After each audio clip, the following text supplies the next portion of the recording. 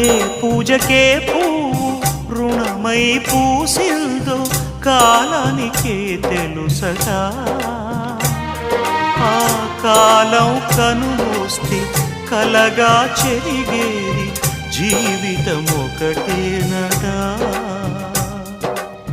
సవతిగా కాకుండా చెల్లిగా నన్ను చూసి తల్లిని చేశావుగా ఈ పారాణి పాదాలు సేవించినా గాని రుణమే తీరదుగా